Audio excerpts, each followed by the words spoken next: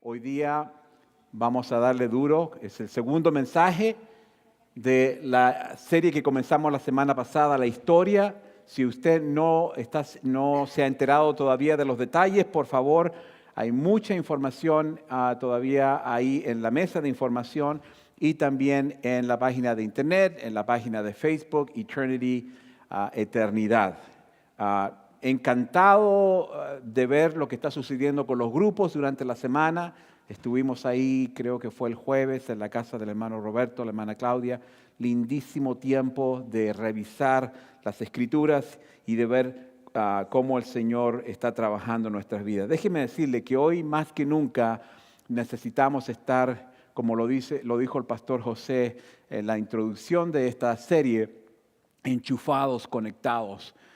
Y creo que voy a decir un poquitito más de eso al final del mensaje. Pero qué lindo que usted decidió estar aquí en este lugar.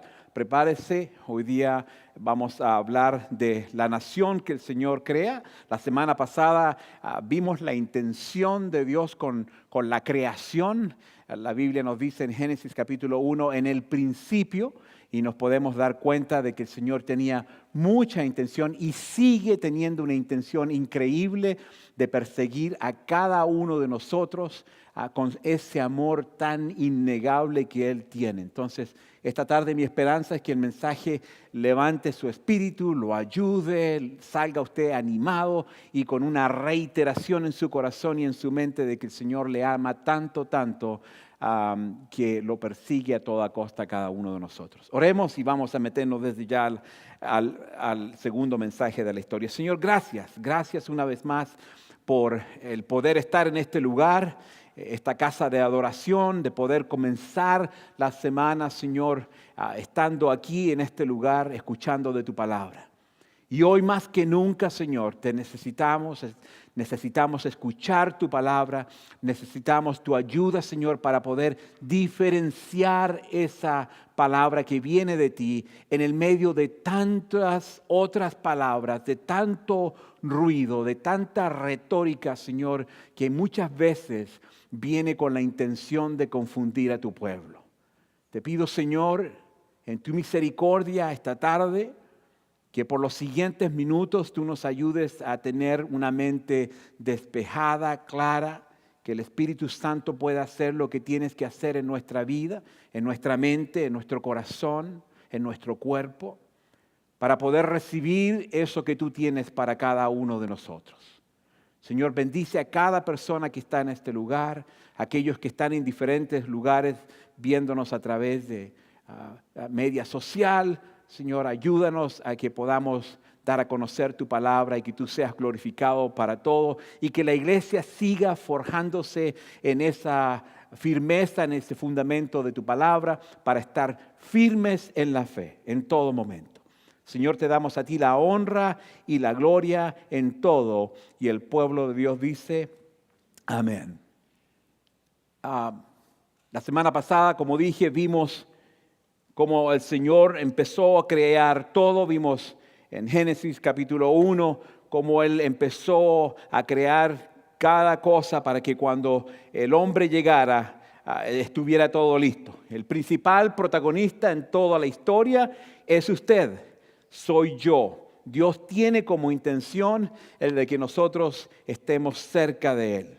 Y hoy vamos a ver cómo Dios, después de haber creado al hombre y al desobedecer a Dios, Él de nuevo construye una oportunidad nueva para que el hombre pueda acercarse a Dios. Yo me he dado cuenta y creo que a través de la historia nos vamos a dar cuenta en los grupos de casa y también leyendo su palabra a través de la semana, de que cuando Dios hace algo, la mayoría de las veces el hombre ha llegado con ideas, creyendo que nosotros tenemos una mejor idea que Dios. Y hemos echado a perder las cosas, pero Dios en su gracia y su misericordia extiende su perdón, extiende otro camino para que nosotros podamos de nuevo acercarnos a Él. Es innegable el hecho de que Dios nos quiere tanto a nosotros que Él está dispuesto a perdonarnos y a crear un camino para que nosotros nos acerquemos a Él. Déjenme hacerle una pregunta. A lo mejor puede ser una pregunta un poco absurda, pero yo creo que usted va a entender el punto que quiero hacer. Si usted tuviera el dinero para construir su propia casa, usted dice, necesito contratar a alguien, ¿a quién contrataría usted? ¿Contrataría un hombre fornido, fuerte, alto, esbelto, saludable, con mucha experiencia y con herramientas? ¿O usted contrataría a un hombre con una pancita, sucio y sin herramientas? A lo mejor usted está planeando su boda, el día más importante de su vida, y necesita que alguien se encargue de hacer todo lo que se tiene que hacer en una boda, planearla, buscar el lugar, tener el pastel, mandar las invitaciones, tener la música. ¿A quién contrataría usted? ¿Contrataría, si tuviera el dinero, a una persona que ha planeado bodas para príncipes de Inglaterra, de España? ¿O usted contrataría a una persona que recién le hizo una quinceañera 3 días atrás a una de sus comadres? Creo que usted se da cuenta de lo que estoy tratando de decir. Todos nosotros, sin duda alguna, yo creo que nos iríamos a contratar a esa persona que tiene más experiencia. Tiene ese no sé qué. Tiene algo. Nosotros gravitamos, nos vamos a un lugar donde tenemos una preferencia, un concepto. Entonces, hoy vamos a ver cómo Dios usó y sigue usando personas que no encajan en el estereotipo de excelencia que nosotros tenemos en nuestra mente. ¿Se acuerda cuando estábamos en la escuela? Y no sé, pero en mi país lo hacíamos así, le llamaban la hora de educación física y llegaba la hora de escoger los equipos. Y entonces siempre había, el capitán siempre era el que era el mejor para el equipo. Y nosotros formábamos una cola y esperábamos que nos alcanzara. A mí, agárrame a mí, agárrame. Yo casi siempre era el último, ¿Ah? ¿Por qué? Porque siempre queremos buscar al mejor, al que está más equipado, al que tiene más experiencia, al que le pega mejor a la pelota, al que hace más goles. Pero Dios tiene otro plan y lo vamos a ver. Le voy a pedir que por favor abra su Biblia en Génesis capítulo 12 y vamos a ver los primeros 3 versículos esta tarde. Lo estoy leyendo en la nueva traducción viviente, que es una versión que hemos estado usando ya por bastante años, y que nos ayuda a entender el concepto de lo que Dios está hablando. Usted a lo mejor tiene la Reina Valera o la nueva versión internacional, ya sea, cualquiera sea la versión que tenga, creo que usted va a entender lo que vamos a leer. Génesis capítulo 12, versículo 1 al 3, nos dice la Escritura: el Señor le dijo a Abraham, deja tu tierra, tu pueblo y la casa de tu padre, y vete a la tierra que yo te mostraré. Parémonos ahí por un minuto. Muchos de nosotros no nacimos en este país. ¿Quién no nació en este país? ¿Okay? Muchos no nacimos en este país. Algunos de ustedes sí nacieron en este país.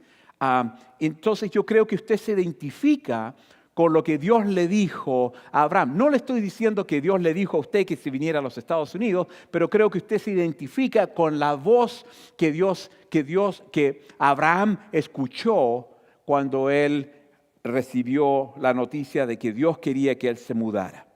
Y le dice: te vas a ir, vas a dejar a tu padre, vas a irte de tu tierra y vas a irte a un lugar donde yo te voy a mostrar.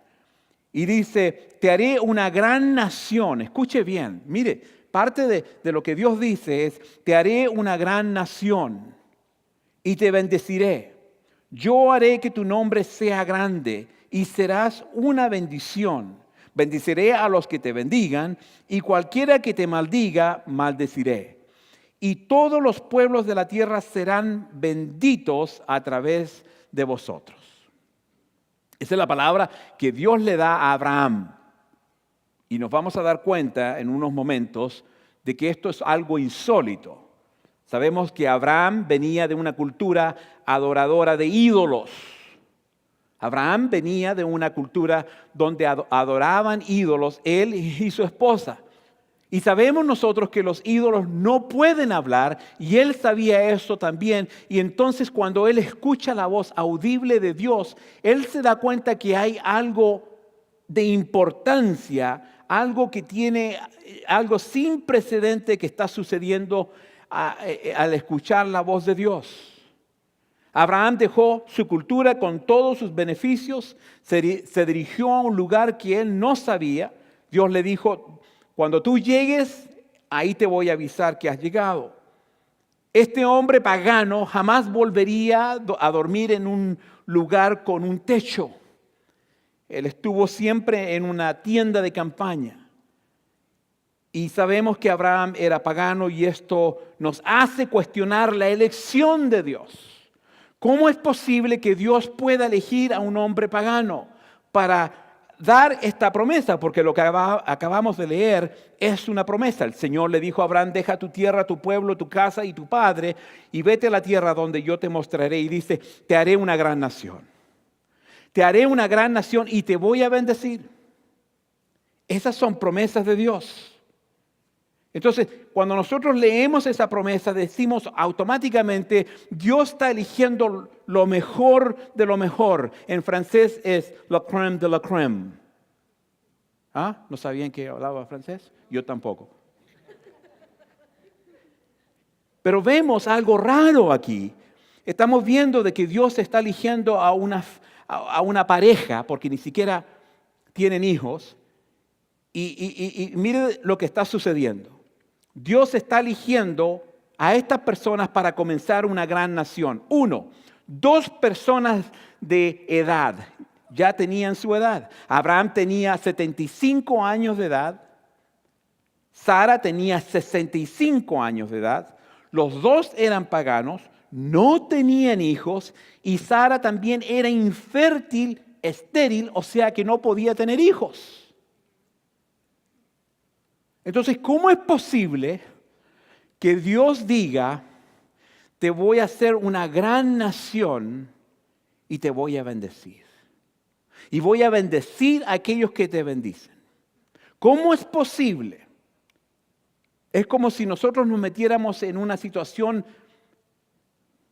en un lío, en un problema, porque no supimos elegir. ¿Cuántos de nosotros hemos hecho una decisión alguna vez de meternos en algo y no hicimos el homework?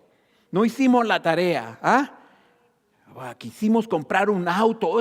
Mira, esto es lo que me dijo el doctor debía hacer. Me recetó el doctor comprar un auto así. Y compramos el auto y después nos dimos cuenta que hicimos una mala decisión. ¿Por qué? Porque no pensamos bien las cosas. O porque todo nos decía: no lo hagas, no lo hagas. Las luces se estaban prendiendo, no lo hagas. Y lo hicimos de toda manera. Entonces, cuando nosotros leemos la promesa de Dios, pero empezamos a darnos cuenta de la dinámica de quién es que Dios está hablando, a quién le está hablando a una pareja de ancianos. Le está hablando a una pareja que no solamente no tienen hijos, pero no pueden tener hijos. Entonces hay algo aquí. Nosotros a lo mejor podemos pensar: wow, Dios cometió un error. Esta pareja a lo mejor está contemplando la jubilación.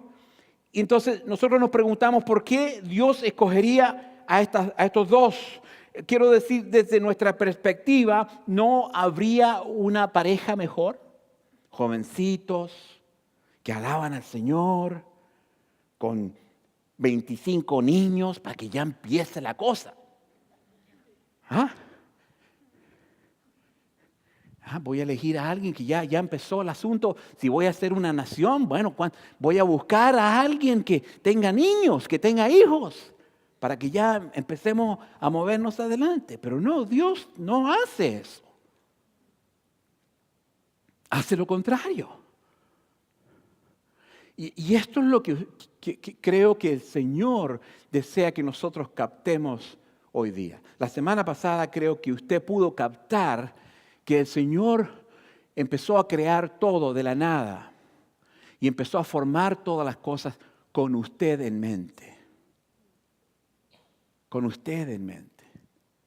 Esta historia, lo que estamos hablando, esta serie que vamos a estar tratando por las siguientes 29 semanas, tienen como tema principal el amor de Dios para con nosotros. Entonces, si usted está en el trabajo y ya le dice, ¿qué hablaron ayer? Hablaron de la historia. ¿Qué historia? Háblenle de que estamos hablando de una historia de amor. Porque es exactamente lo que es. Es una historia de amor. Entonces, hoy día vemos que Dios quiere crear una nación. Veremos que nuestro Padre Celestial prefiere usar las personas menos probables para cumplir su propósito, para contar su historia. Mire lo que Dios ha usado a través de la historia. Lo vemos en el Antiguo Testamento y lo vemos en el Nuevo Testamento. A lo mejor estos nombres le van a sonar familiar a usted. Abraham, estamos hablando de él hoy día, era viejo. Isaac era inseguro. Jacob era un mentiroso y engañador. Lea no era atractiva. José era un esclavo. Moisés era tartamudo. Gideón tenía ataques de ansiedad. Sansón era un mujeriego y orgulloso. Rahab era una mujer inmoral. David tuvo una aventura, era un mentiroso y un asesino. Elías era suicida. Jeremías estaba deprimido. Jonás era desobediente. Naomi era una viuda. María era una pobre adolescente. Juan el Bautista era un excéntrico. Pedro era impulsivo y tenía sus problemitas con su temperamento. Marta se la pasaba preocupándose de cosas que realmente no tenían importancia. La mujer samaritana tuvo varios matrimonios fracasados. Tomás tenía dudas. Pablo ejecutaba a los cristianos para ganarse la vida. Y Timoteo era tímido. Pero aún así, Dios usó a esta gente grandemente. Abra su Biblia en el libro de Primera de Corintios, por favor, capítulo 1. Primera de Corintios, capítulo 1.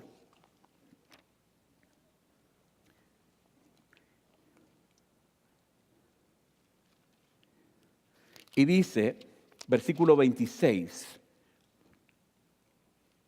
dice, recuerden, amados hermanos, que pocos de ustedes eran sabios a los ojos del mundo, o poderosos o ricos, cuando Dios los llamó. En cambio, Dios eligió lo que el mundo considera ridículo para avergonzar a los que se creen sabios. Y escogió cosas que no tienen poder para avergonzar a los poderosos. Y el versículo 28 dice, Dios escogió lo despreciado por el mundo, lo que se considera como nada, y lo usó para convertir en nada lo que el mundo considera importante. Como resultado, nadie puede jamás jactarse en presencia de Dios. Es por eso que la Biblia nos dice en Romanos capítulo 3, todos sean judíos o gentiles, están bajo el poder del pecado. Como dicen las Escrituras, no hay ni un solo justo, ni siquiera uno. Cada uno de nosotros en este lugar somos gente que le ha fallado a Dios y le va a fallar a Dios. Lo único que nos diferencia a nosotros, aquellos que hemos recibido a Jesús, de acuerdo a lo que nos dicen las Escrituras, es que somos gente con la cobertura de la gracia de Dios en nuestra vida. ¿Qué? Y eso es una gran diferencia, especialmente en el día que nosotros estemos cara a cara con Jesús para dar cuentas. ¿Qué? Eso es day and night, hace la gran diferencia. Entonces, ¿por qué es que Dios prefiere usar a gente, quote unquote, entre comillas, inepta, inadaptados, imperfectos, para lograr sus propósitos? ¿Por qué elegiría a una anciana pareja infértil para poblar una nación entera? Aquí está la respuesta. Él hace esto para poder mostrar su poder y su gloria. La escritura que hemos leído hace un momento en Romanos 3 nos dice, no hay solo uno, ni siquiera uno, que merezca ser escogido por Dios. Entonces la escritura nos dice, su fuerza se hace más visible en nuestra debilidad. Así que si se siente incompetente para ser parte de la historia de Dios, no se preocupe. No se preocupe. La escritura nos dice que en nuestra debilidad Él es fuerte. El otro día me puse a contemplar ese pasaje en la Biblia. Nosotros vivimos en el medio de una sociedad donde se nos pide ser fuertes, se nos pide ser inteligentes, se nos pide ser competentes, educados, preparados. ¿Que no? Y eso está bien. Deberíamos buscar maneras de ser inteligentes, de prepararnos, de irnos a la escuela. Por supuesto, yo siempre lo he dicho, lo voy a seguir diciendo. Aprender más, entender más. ¿Cómo puedo mejorar mi vida? ¿Qué puedo llegar a hacer para llegar a tener una posición en mi vida donde estoy supliendo la necesidad de mi familia? Entonces, no me vaya mal a entender. Pero ese es el énfasis que pone el mundo. El mundo pone el énfasis en que nosotros debemos tener la respuesta. Y dejamos afuera, completamente afuera a Dios. No dependemos de Él, dependemos de nosotros. Entonces lo que la Escritura nos dice, que en nuestra debilidad Dios es fuerte. Y es por eso que es tan importante que nosotros nos acerquemos a Él, y no solamente nos acerquemos, pero nos aferremos a Él, porque en nuestra debilidad Él es fuerte. Hay momentos durante la semana donde me siento, Señor, qué bueno que soy débil, porque eso me ayuda a no depender tanto de mí y a correr hacia Él, especialmente cuando no sé qué hacer en una situación. Pero tenemos que tener cuidado de saber la diferencia. Entonces, a lo mejor usted dice, es demasiado tarde para mí. Yo soy demasiado viejo, demasiado vieja, he cometido demasiados errores, he tenido mis oportunidades y las he desperdiciado, no tengo los recursos, no tengo los talentos adecuados. Si usted se siente de esa manera, entonces mire a Abraham, mire a Sara. Recuerde la lista de nombres que le he dado. Porque fueron personas débiles e imperfectas para poder hacer la voluntad de Dios. Pero aún así Dios hizo su voluntad a través de esta gente que era débil, que eran incompetentes. Imagínense, Sara tuvo un hijo a mucho más avanzada edad, que tenía 80 años o algo así, 90 años de edad, cuando tuvo a su hijo. Entonces, imagínense, Dios usa las cosas absurdas de este mundo para decirle a aquellos que se creen sabios, no es así. Porque el mundo se cree que we have it all together, we got this, we got this. We're doing well. Y mire el desorden, el caos que hay en estos momentos en todo el mundo. ¿Por qué? Porque el hombre ha dicho, we got this. Y hemos dejado de lado a Dios. Cuando Dios dice, no, en tu debilidad búscame, porque es ahí donde tú vas a ser fuerte. Te voy a hacer fuerte, porque solamente yo puedo hacerte fuerte. Entonces, si usted se siente débil, se siente que no puede más, está bien, no hay problema. Con tal que usted corra hacia aquel que le puede hacer fuerte. Si usted se queda ahí en su debilidad, en su depresión, en su enfermedad, nada va a suceder y el enemigo va a ganarle. Lo importante es que en nuestra debilidad nosotros podamos correr a Dios para que Él nos dé lo que nosotros necesitamos para ser fuertes. Amén. Hay algo que sí podemos decir de este varón, Abraham. Este hombre que hizo cosas que no debería haber hecho, pero podemos decir esto: Abraham era un hombre de fe. Era un hombre de fe. La fe, hermano, hermana, es algo que se ve en lo que nosotros hacemos. Santiago, el capítulo 2, el versículo 18 dice: sin embargo, alguien dirá, tú tienes fe y yo tengo obras. Pues bien, muéstrame tu fe sin las obras y yo te mostraré la fe por mis obras. Y hay otro pasaje antes de eso que dice: amados hermanos, ¿de qué le sirve a uno decir que tiene fe si no lo demuestra con sus acciones? ¿Puede esa clase de fe salvar a alguien?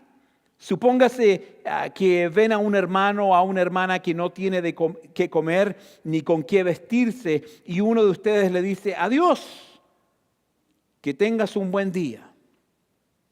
Abrígate mucho y aliméntate bien, pero no le da ni alimento ni ropa. ¿Para qué le sirve? ¿Cómo puede ver?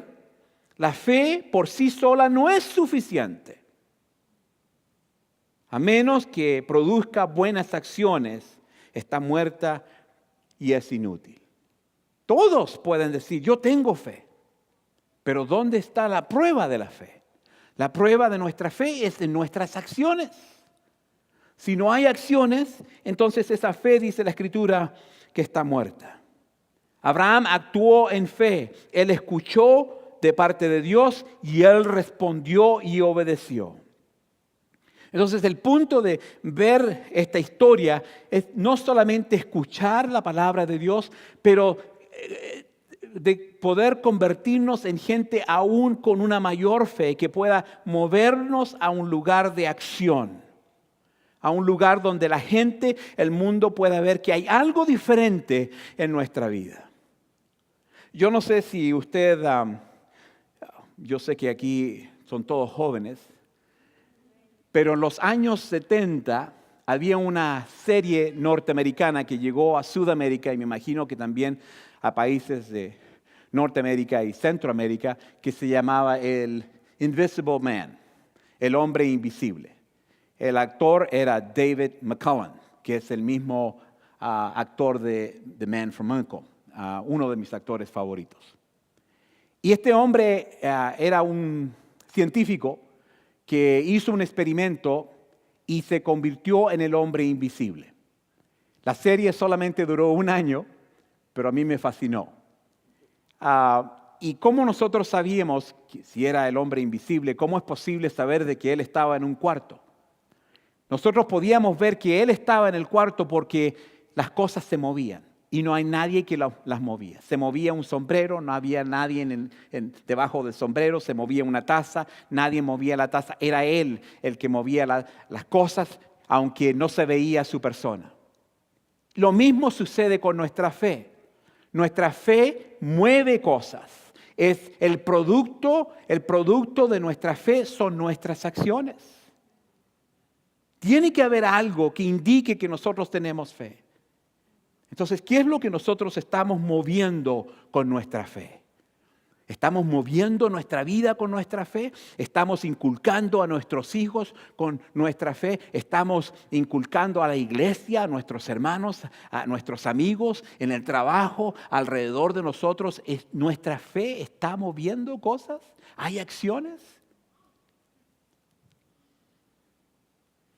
Una de las maneras de ver la fe genuina en las personas que dicen ser cristianos es porque sus acciones se mueven alrededor de nosotros. La verdad es que la gente sabe lo que creemos por la forma que nosotros nos comportamos. Y Abraham escuchó la palabra de Dios, escuchó la voz de Dios, y aunque él era un hombre pagano, se dio cuenta de que había algo diferente aquí que le indicaba que él tenía que ser un hombre obediente. Y fue un hombre obediente y se movió en obediencia, se movió en fe y hoy lo llamamos a él el padre de la fe. Entonces, es importante que nosotros preguntemos, si nos estamos moviendo en fe. La Escritura nos dice que sin fe es imposible complacer a Dios. Entonces, cuando la orden que recibimos de Dios se convierte en acción, entonces podemos decir que eso es fe. Y esto lo vemos en las peticiones que Dios le dio a su pueblo. Le dijo, construye un barco grande cuando no había agua por millas y nunca había llovido. Y ahí vemos a este hombre obediente, Noé, con un martillo y clavos. Las escrituras, teólogos nos dan a entender que él estuvo ahí por años, décadas y décadas con la misma cosa. Imagínese usted construyendo un barco grande en el medio de la tierra sin haber agua. Va a llover. Está loco este. ¿Cuándo fue la última vez que alguien le dijo a usted, estás loco por su fe? Empaca y deja todo en tu tierra natal. Vende todo lo que tienes y dale a los pobres. Ama a tus enemigos. Cuando Dios nos da esas órdenes, nosotros tenemos solamente dos opciones: de movernos en fe o quedarnos sentados sin hacer nada. La Escritura nos dice, es más, Jesús nos llama a ser la luz del mundo. El mundo también cree en este concepto, pero ellos creen que tienen que ser basados en nuestros propios méritos. ¿Ok? En estos momentos tenemos el Burning Man en the Black Rock Desert, donde hay más de 75,000 personas. No voy a decir alabando a un hombre de palo, pero está muy cercano a hacer eso. 75,000 personas, imagínense, en estos momentos en un desierto, venerando algo que no honra a Dios. Y a veces nosotros tenemos problemas. Entonces, el mundo tiene un concepto de la luz. Tienes que ser inteligente, tienes que ser preparado, tienes que ser culto, tienes que ser bien parecido, tienes que ser delgado. ¿Ah? Ese es el concepto que el mundo tiene con respecto a que nosotros seamos la luz. Pero mire lo que Dios nos dice a nosotros. En Efesios capítulo 2 nos dice, hagan todo sin quejarse y sin discutir para que nadie pueda criticarlos. Lleven una vida limpia e inocente como corresponde a hijos de Dios y brillen como luces radiantes en un mundo de gente perversa y corrupta. ¿Por qué será que nosotros a veces dejamos de brillar? ¿Ah? El otro día es tiempo de confesar. Miraba una foto hace poco puse un asunto en Facebook donde decía el 30 de agosto de 1984 hice la decisión más importante en mi vida, la decisión que realmente me salvó la vida, que fue de seguir los pasos de Cristo.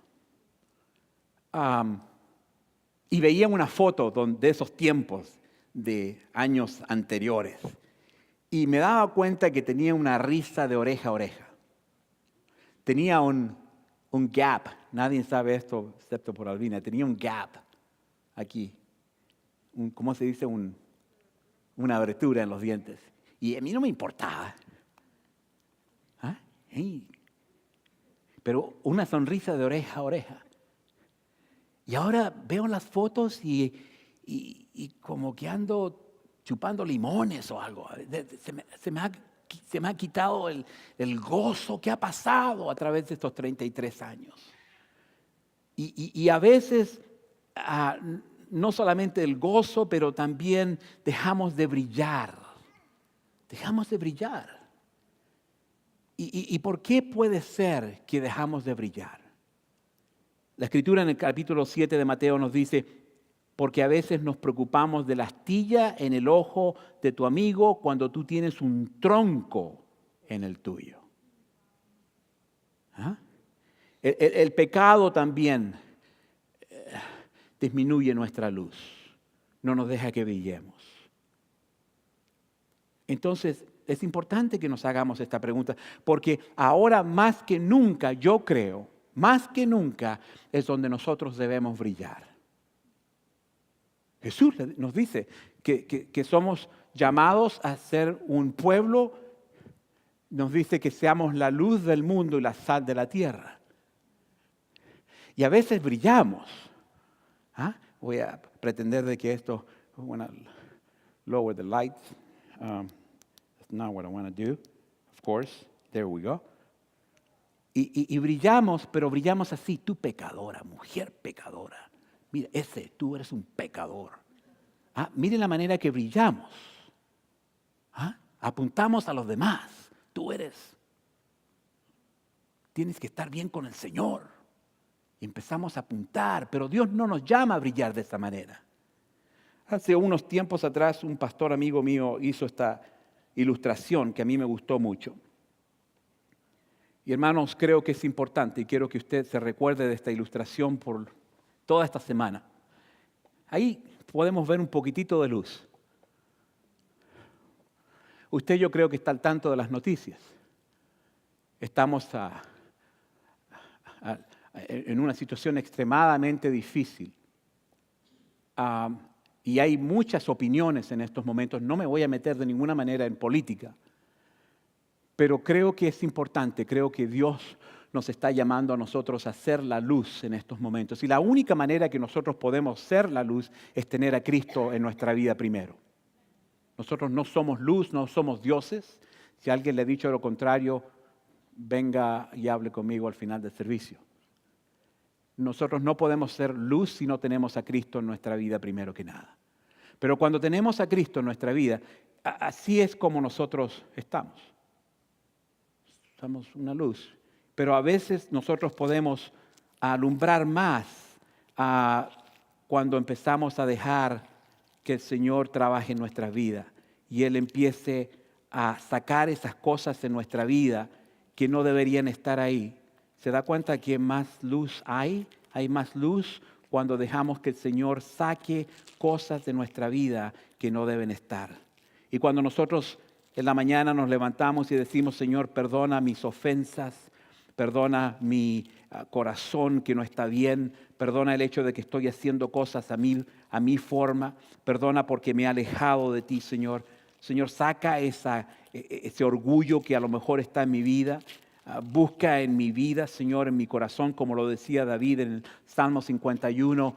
Señor, revísame, búscame. Si hay algo en mi vida que tú tienes que remover, remuévelo, Señor, porque yo quiero brillar para ti. Entonces, entre más nos sometemos a Dios, entre más nos aferramos a Él, más vamos a poder brillar. Porque déjeme decirle, hoy en día necesitamos una iglesia que brilla, que es luz, con amor, con gracia, con misericordia, con perdón. Eso es fácil hacer. Apuntar, tú arrepiéntete. We can turn the lights back on. Y apuntar las faltas de los otros. Yo creo que una de las cosas que nos saca de un lugar donde podemos brillar para Jesús es esa escritura que nosotros acabamos de leer en Mateo 7, que nos andamos fijando en las faltas de los demás. Mira, la hermana, tú sabes, tú ya la conoces, nunca va a cambiar. Y eso a veces no es tanto el problema. El problema puede ser que lo empezamos a hacer en el matrimonio, aquellos que estamos casados, o con nuestros hijos. Tú no sirves para nada. ¿Cuándo vas a aprender? Entonces tenemos que llegar a un lugar, hermanos, porque ya ojalá que a medida que sigamos viendo la historia nos vamos a seguir dando cuenta de la reiteración de Dios con respecto a nosotros, su amor, su gracia, su perdón, su intención en perseguirnos. Dios nos persigue. Dios nos persigue. Entonces, es como, me encanta la oración que se le atribuye a Abraham Lincoln. No se trata de que el Señor esté con nosotros. Se trata si es que nosotros estamos con el Señor. Si nosotros somos hijos de Dios, no hay duda que Dios está con nosotros. pero ¿estamos nosotros con Él? Esa es la pregunta. Entonces, no quiero que usted vaya a salir aquí cara abajo, doblado, deprimido. No, quiero que salga animado. Primero, recordando el hecho de que Dios nos persigue, que nos ama, que nos hacemos una cosa que está mal y Él hace otra cosa para que nosotros nos podamos acercar. Esa es la cantidad y la clase de amor que Dios tiene para con nosotros. Incondicional. ¿Ah? Incondicional. Pero al mismo tiempo que nosotros nos preguntemos, Señor, dame en mi debilidad, porque somos débiles y está bien ser débiles. En mi debilidad, Señor, ayúdame a acercarme a ti para ser fuerte, para poder hacer lo que yo tengo que hacer. Hay días donde yo estoy en esa situación. Digo, Señor, reconozco que soy fuerte. Y cada vez que reconozco que soy débil, porque hay dos pasos. El reconocer que somos débiles es bueno. Y el segundo paso es, Señor, ayúdame a acercarme a ti para que en esa debilidad yo pueda ser fuerte y hacer la voluntad que tú quieres que haga este día. Entonces, toma de nosotros también. Toma de nosotros también. Amén. Oremos. Señor, es posible que alguien en este lugar se esté sintiendo que no vale la pena, que no vale nada, ¿para qué estar en esta situación si ni siquiera podemos avanzar tu reino aquí en la tierra? Yo no soy nadie, no tengo la educación, la preparación, no tengo la motivación, Señor, de nada. Y si ese es el caso, Señor, yo te pido esta tarde, en el nombre de Jesús, de que tú reiteres tu amor, tu gracia, tu perdón a través del Espíritu Santo. Porque es lo único que puede cambiar la situación de nosotros. Te pido, Señor, que tu palabra quede impregnada en lo más profundo de nuestro ser para que al salir de este lugar y antes de dormirnos esta tarde podamos ser recordados una vez más de tu amor tan grande para con nosotros. Y no solamente de tu amor, pero de tu intención. Cada uno de nosotros ha llegado a este edificio y nos has traído de diferentes lugares del mundo y lo has hecho con una intención. Tú tienes un propósito. La razón que estamos aquí en este lugar tiene un propósito. No es un accidente, no es una coincidencia. Esto tiene un propósito. Entonces yo te pido por cada persona en este lugar, por nuestras familias, por nuestros hijos. Te pido, Señor, que en el medio de ser débiles, que podamos correr a ti, que podamos poner nuestra fe en práctica y que de esa fe podamos poder sacar acciones para que el mundo vea que no es una fe muerta. Señor, tú has sido un Dios de misericordia, de gracia, de perdón absoluto, un Dios de nuevas oportunidades, un Dios que está constantemente creando caminos y puentes donde no hay nada, para que nosotros podamos llegar hacia ti. Porque hay veces donde nosotros nos apartamos. Porque hay veces donde nosotros creemos saber que sabemos más que tú. O que tenemos un mejor plan que tú. Esta tarde, Señor, te pido por mí. Y te pido por aquellos que de alguna manera se identifican. Perdónanos. Perdónanos esta tarde. Porque la realidad de las cosas es que no sabemos más que tú. Y que no tenemos otro plan que sea mejor que el tuyo. Y en ese perdón te pido, Señor, también que nos des de tu gracia y de tu fortaleza para reconocer que somos débiles y llegar contigo, aferrarnos a ti y poder ser fuertes en ti y solamente en ti. Señor, gracias por la historia.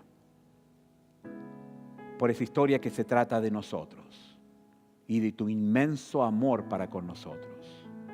Señor, si hay alguien aquí en este lugar que nunca ha puesto su fe en ti, te pido que sea a través del Espíritu Santo, que tú trabajes en el corazón y la mente de esa persona, para que ellos se puedan dar cuenta que la mejor cosa que nosotros podemos hacer con nuestra vida aquí en la tierra, mientras estamos aquí, es rendirnos a ti, para que podamos brillar esa luz, radiar esa luz, que es Jesucristo en nosotros, para que así el mundo pueda ver que sí hay esperanza.